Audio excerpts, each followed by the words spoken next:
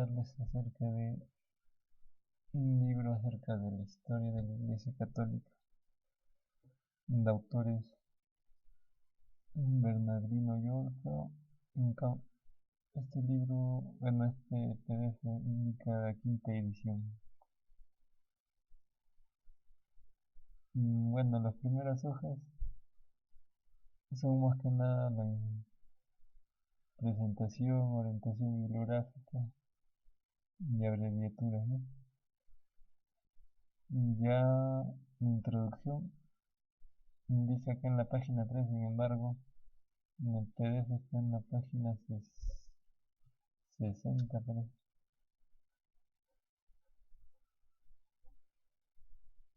Página 63. Más que nada es una lectura del libro para compartir acerca de la historia.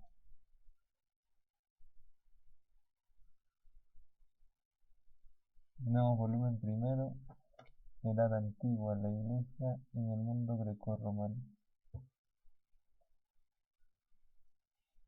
Capítulo primero, el mundo romano, la venida de Cristo. El acontecimiento más trascendental que se ha realizado sobre la tierra es evidentemente la encarnación, es decir, la venida a ella del Hijo de Dios en carne humana. Este acontecimiento y la fundación de la Iglesia Católica, que debía perpetuar en el mundo su obra de santificación de los hombres, no se produjeron como era natural, sin la preparación debida. Cristo vino al mundo en el momento más oportuno, o conforme al pensamiento de San Pablo, en la plenitud de los tiempos. Suponer lo contrario sería pensar que pudo ser obra de la casualidad el que el Hijo de Dios se hiciera hombre precisamente durante el imperio de Augusto. La plenitud de los tiempos en general es difícil penetrar en los inescrutables designios de la providencia y comprender en qué consistía exactamente aquella plenitud de los tiempos o preparación del mundo a la venida de Cristo. Sin embargo, algo se puede rastrear con la humana inteligencia, y esto es lo que conviene notar aquí como punto de partida de la historia de la Iglesia, que es la obra por antonomasia de Cristo, que es lo que puede considerarse como preparación del mundo a la venida del cristianismo. Ahora bien, aunque Jesús nació en Palestina, y así es cierto que la salud del mundo vino de Israel, con todo también es un hecho que Palestina no era a la sazón más que una provincia del gran imperio romano, por lo cual toda la actividad de Cristo y el desarrollo del cristianismo primitivo hubo de realizarse dentro de aquel imperio. Por esto es conveniente contemplar primero el marco general del mundo romano y luego el panorama más reducido de Palestina, donde nació y se desarrolló la obra de Cristo, para comprender mejor las circunstancias que en una forma o en otra obstaculizaban o favorecían al cristianismo. Unidad del Imperio Romano. Y ante todo, lo primero que se ofrece a esta consideración providencialista es la unificación de gran parte del mundo civilizado, factor incomparable para la obra de Cristo y de los apóstoles.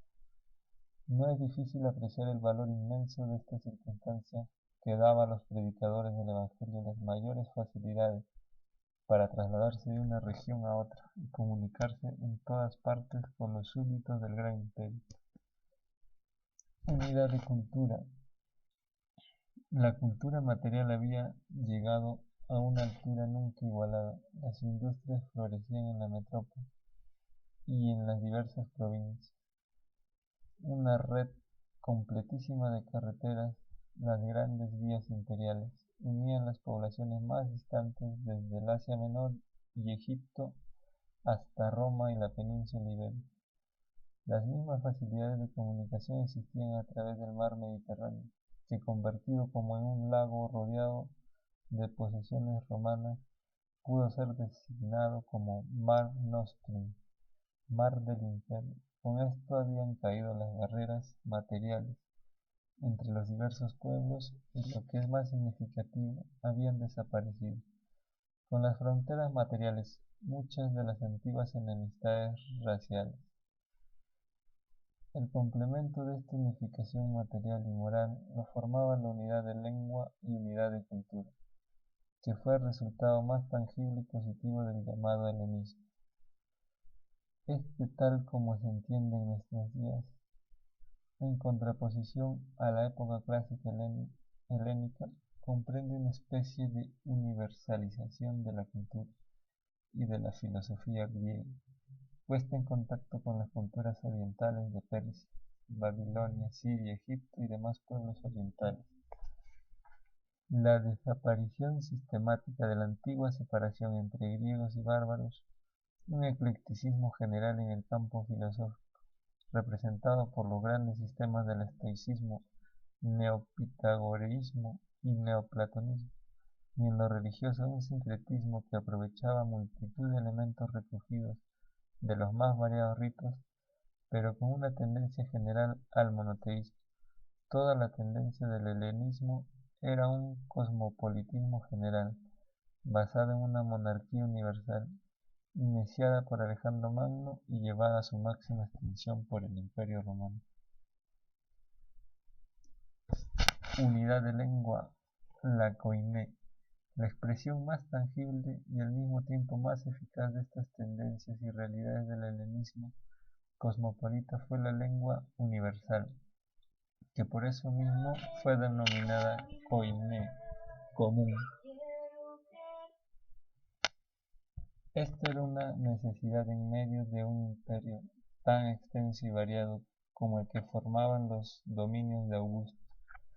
Desde luego se marcaban en él las dos partes fundamentales, Oriente y Occidente, aquel con multitud de pueblos con sus lenguas y culturas profundamente arraigadas. Sin embargo, desde que Alejandro Magno unió a su imperio la Siria, Asia Menor y Egipto, todos estos territorios habían quedado sometidos al influjo de la Grande Grecia y por ende unificados con la lengua griega, sin que por esto desaparecieran el aramaico, copto, árabe y otras lenguas regionales. Muy diversa era la situación en Occidente. Multitud de dialectos dominaban en las diversas provincias, como el céltico en las Galias y Bretaña, el íbero en España, el púnico en África, el tracio en las regiones danubianas y el germánico primitivo en el centro de Alemania. Más sobre todos ellos, después de varios decenios de dominación romana, iba prevaleciendo el idioma latino, que formaba el lazo de unión entre las diversas provincias occidentales y aún terminó por suplantar casi por completo a los diversos dialectos regionales. Ahora bien, ante esta división marcada del inmenso imperio, se imponía un instrumento común de inteligencia mutua, y dada la fuerza avasalladora del helenismo, con su base de cultura griega, fue el griego el que constituyó este idioma universal y común, pero un griego simplificado y matizado con neologismos y expresiones de origen latino. Esta lengua universal, la koiné, fue como el idioma oficial del Imperio Romano, la lengua del mundo erudito. Por esto vemos que Cicerón escribe en griego sus memorias, Marco Aurelio algunos diálogos, los evangelistas sus evangelios y San Pablo sus epístolas.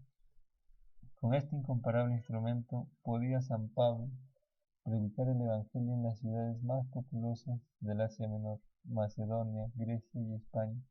Con él se abría el cristianismo una puerta amplísima que le daba máximas facilidades para su propagación. Todo este conjunto de unificación material y moral del Imperio Romano, fomentada tan eficazmente por el idioma universal de la koiné, halló su expresión más favorable en la paz romana, que tras larga serie de sangrientas luchas reinaba en todo el mundo en tiempo de Augusto.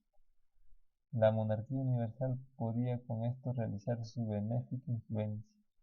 Sólo así era posible la comunicación pacífica entre los pueblos, antes tan divididos como los íberos, cartagineses, galos, germanos, tracios, persas, egipcios y romanos.